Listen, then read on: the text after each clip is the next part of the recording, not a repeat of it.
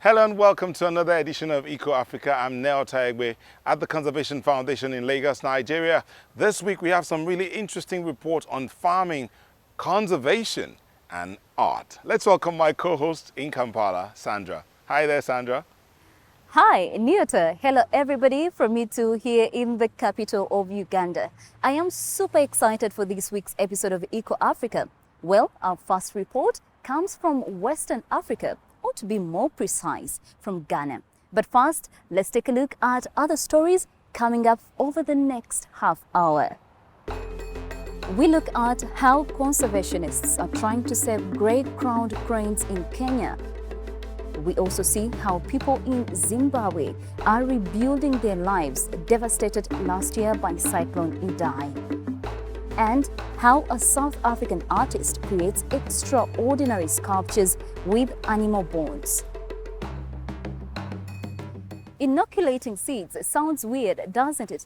But with this method, farmers can minimize the use of inorganic fertilizer. It is one of the several new eco-friendly techniques that farmers in northern Ghana are learning from Mohamed Sachibu and his team.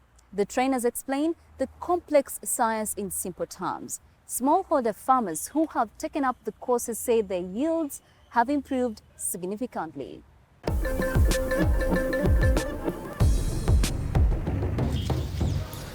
Here in the northwestern part of Ghana, farmers mainly cultivate soybeans. Fadila Yakubu is out in the fields to care for her 4 hectares of land. 4 years ago, Fadila took part in a training session for sustainable agriculture. Since then, her crop yields and her profit have increased. In addition to farming, she has recently established a second business. She sells traditional textiles in the communities around her village, Bulenga. I used to harvest 2 or 3 bags per acre, but since I started using the inoculant, it's 7 to 8 bags per acre. She learned how to inoculate seeds during a training session conducted by the local company Green EF. Today, the farmers in Janjori Kukuo are also taking part. The method is simple. The seeds are stirred together with water and sugar before dried Rhizobiachia bacteria are added. The bacteria keep pests away. Each cowpea seed must be moist. Once dried, the inoculated seeds must be sown at precise distances to one another. Thanks to this method, the farmers no longer have to use chemical pesticides. More than 500 farmers have been trained by the company so far. Mohamed Sachibu came up with the idea for the training sessions. He actually studied business, but soon switched to agricultural philosophy. His team instructs the farmers on how to run their farms in more sustainable ways, such as by using the plant remains for compost or biocoal. The fibers of kenaf plants, for example, are especially well suited to enriching depleted soils. We've produced charcoal briquettes, and then we also have produced biochar, which is very good in terms of soil, improving soil properties like soil water holding capacity and then soil remediation in terms of pollution. Soils that are contaminated with heavy metals like cadmium, like mercury, you can use that to remediate that. Most farmers in Ghana use chemical fertilizers and pesticides, which has worsened the quality of the soil. This gave ecopreneur Sachibu a reason to search for alternatives. The farmers can even test the makeup of their soil if needed. The samples are then sent to the company's own lab. Although the training sessions for the small-scale farmers are free, the soil analysis costs between 1 and 30 euros, depending on what exactly is being tested. For farmers, it's worth it because they learn exactly what their soil needs. We help in prevent the use of excessive inorganic fertilizers, preventing leaching of some of these excesses into underground water bodies and then runoff into surface water bodies, causing pollution, since they are the source of water for animals and other living organisms. Since having his soil tested, farmer Joshua Conlon rarely uses fertilizers anymore. Before the analysis, he farmed exclusively soybeans, but now that's changed. They probably still have. 2 years ago, when I started the soil testing with Green F, I produced maize as they recommended to me, and then my results doubled. I got 70 bags more from as I always got on the field. And this has helped me to be able to acquire a farm tractor, which is helping my production. Joshua Conlon expanded from small to medium-scale agriculture. Fadila Yakubu isn't quite there yet, but she's well on her way. From Ghana, we cross the continent to Kenya to check out a project that is for the birds. Well, some birds anyway. A conservation organization has made it its mission to fight for the survival of one species in particular. That's right, Sandra. Like so many of our feathered friends, the grey-crowned cranes are at risk due to habitat loss and poaching. Now, a community-based NGO is informing the farmers, children and others about the importance of protecting these majestic creatures. Wherever the cranes go, George Ndungu is not far behind. He lives near Lake Olbolosat in central Kenya. The local conservationist is passionate about birds and founded the Cranes Conservation Volunteers organization. He regularly visits their habitats to monitor their activities. Cranes are iconic to healthy wetlands. If we see the cranes around, it's an indicator that we have healthy wetlands in our area. And also that calls for protection, that we have something here that is good, and naturally cranes can attest to that. The area is home to the largest population of grey-crowned cranes in the whole country.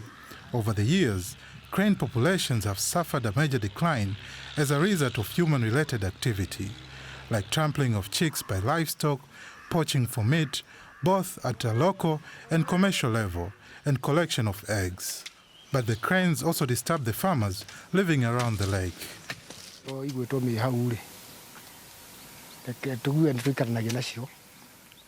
We coexist with the crowned cranes on our farms, but they are very destructive. When we plant crops, they take the seeds. And when the crops are mature, like the peas, they peel and eat them. They eat from the whole farm.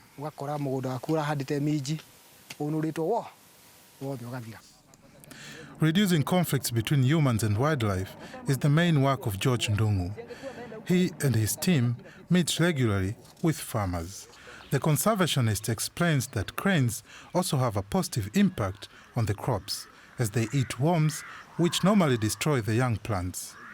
When harvest time approaches, they encourage them to guard their farms to protect their crops.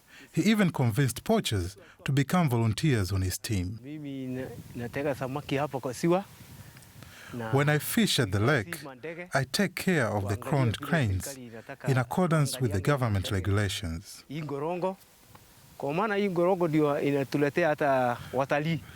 The birds attract tourists, and when they come here, they help to develop the area and create bursaries for school children. Watoto wakati wanakuja kusoma hata wanatuletea msaada. The volunteer conservationist also visits schools in the region twice a month. This time, he's at the Makereka Primary School, where 3 children received these bursaries. Altogether, 32 bursaries have been provided by the Development Fund. The lake also became a protected area last year. The cranes breed at its shore from July to February. Just before the breeding period starts, the Cranes Conservation Volunteers try to coordinate with farmers to demarcate important breeding areas by the lake. Sometimes community do cooperate, and other times they are reluctant, because when we tell them to exclude the livestock, it is during the dry season. And during the dry season, the pasture outside the lake, it is minimal. So that leads them to bring their cattle inside. Despite these hurdles, George Ndungu works tirelessly to mediate with locals and keep the area protected for the benefits of the grey-crowned cranes and the local population, who will benefit from the growing ecotourism. You know, they are really amazing birds. It's terrible that they are at risk of dying out because of the loss of their habitat. You see, it's important to preserve natural habitats and maintain ecological balance. In Tanzania, a non-governmental organization is trying to do just that. Let's meet the people on the archipelago of Zanzibar.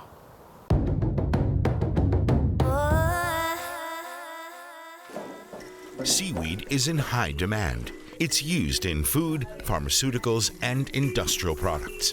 And it's one of Zanzibar's biggest exports, but it's under threat. It employs over 25,000 people.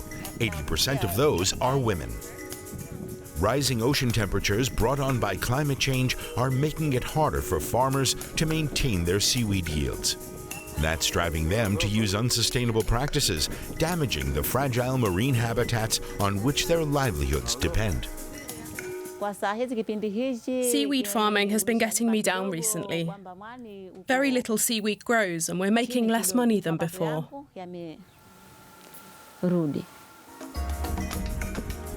But when farmed well, seaweed can boost ocean health by improving water quality and providing a habitat for fish.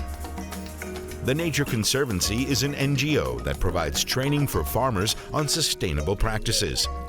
The aim is to increase seaweed yields while helping the marine ecosystem and the women who depend on it.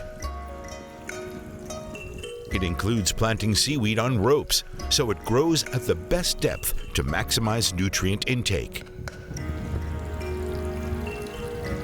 The project will select some of the farmers to become mentors to others, enabling coastal communities to help themselves become more resilient to climate change. And how about you? If you're also doing your bit, tell us about it. Visit our website or send us a tweet. #DoingYourBit. We share your stories. Now, that's a very practical project to encourage people to adopt best practices. Pitika Ntuli takes a different approach to getting his message across. A South African poet and artist wants his extraordinary sculptures to help protect the environment. His works, made from animal bones, and his spiritual philosophy are meant to encourage the society to do all it can to prevent harm to nature. This is art, unusual art, and it also has a message. 78-year-old South African sculptor, professor and poet Pitika Ntuli has created 45 bone sculptures. He called the exhibition Azibuyeli Emasisweni in the local Zulu language. Translated into English, this means return to the source. For the artist, things have never seemed more urgent. We have to prepare ourselves for more kind of pandemics, simply because we have disrespected nature. We have drowned nature with plastic, oil slips, and everything, and not caring. We have introduced the issues of safari tourism, where people have to hunt animals in their own countries and just kill them, just for them to get their heads to hang them in their own houses. So the whole issues of greed, the issues of corruption, are the ones that have really led us to where we are now. And yet, as an African people, our proverbs and everything else tells us about how we must be ecologically balanced. Pitika Ntuli has been working for more than 40 years with material he scavenges from scrapyards, or with bare bones that he collects from nature reserves. Coronavirus restrictions mean the public has not yet been able to visit his artworks. But every sculpture can be viewed online, together with supplementary audio that Ntuli recorded especially for each piece.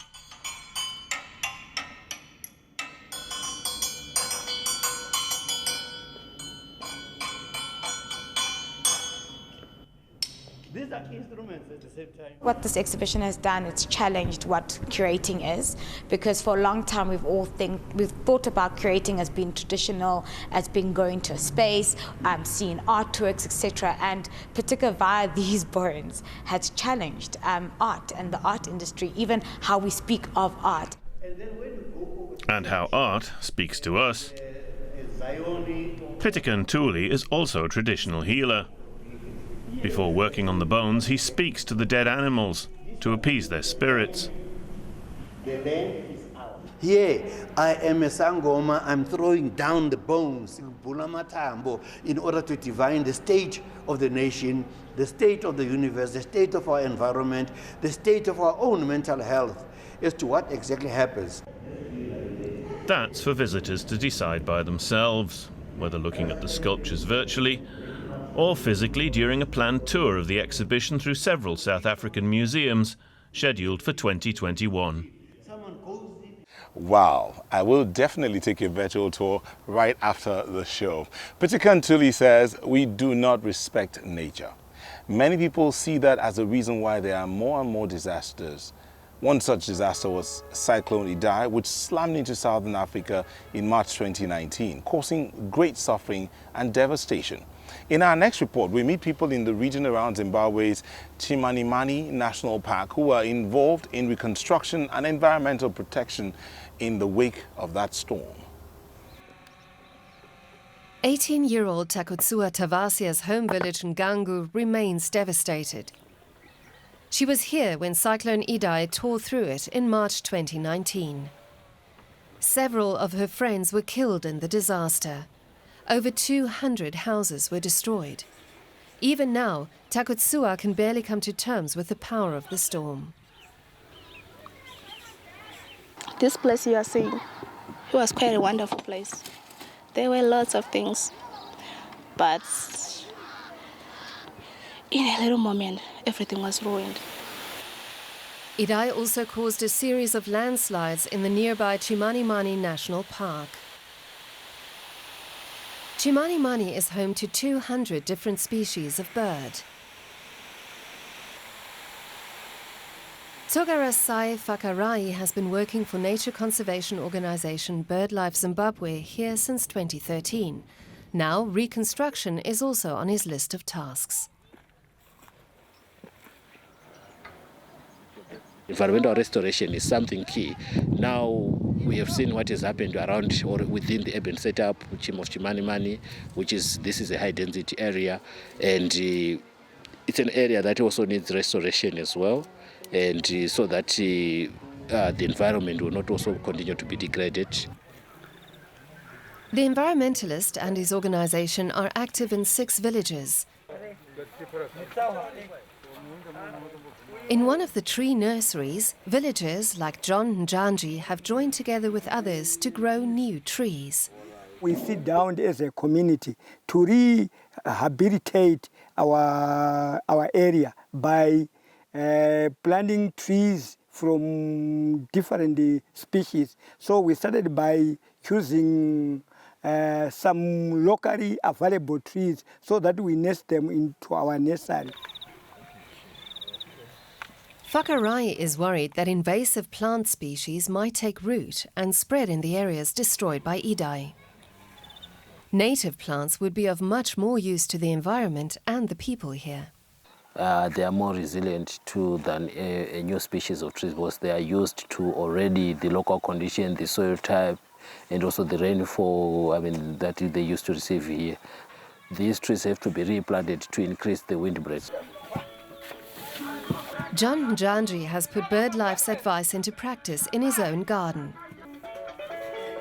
Alongside his millet and maize crops, he now also keeps a fruit orchard.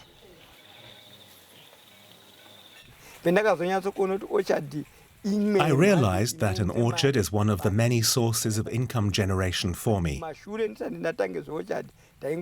Long before I started this, I used to only grow maize and vegetables. I later grew to appreciate the orchard. The different trees nourish the soil, and I am spoilt for choice. because as some fruit trees are growing, others are already bearing fruit.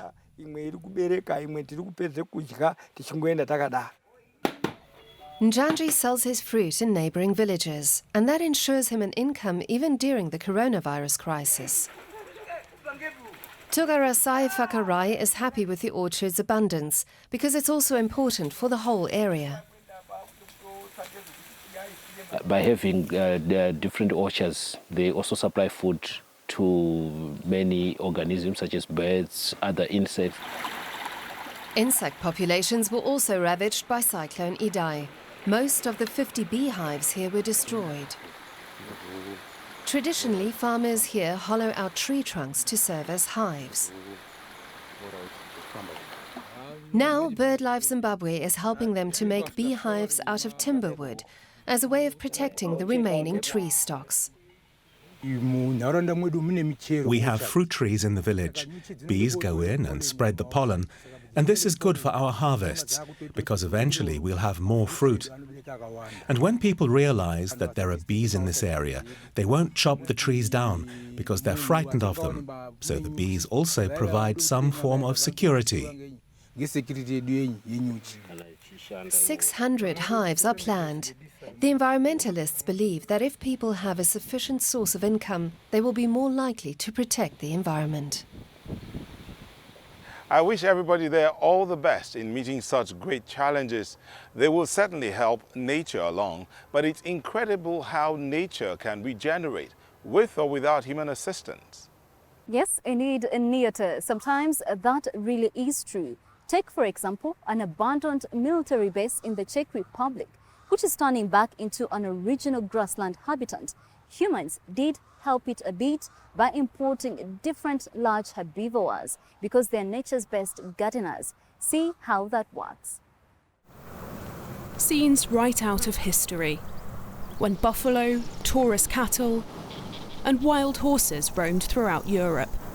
A small number of those species have returned to thrive in the wild, grazing on this former Soviet military base in the Czech Republic. Because the area was becoming overwhelmed by invasive plants, conservationists here in Milovice formed the European Wildlife Project 5 years ago to deploy the large herbivores.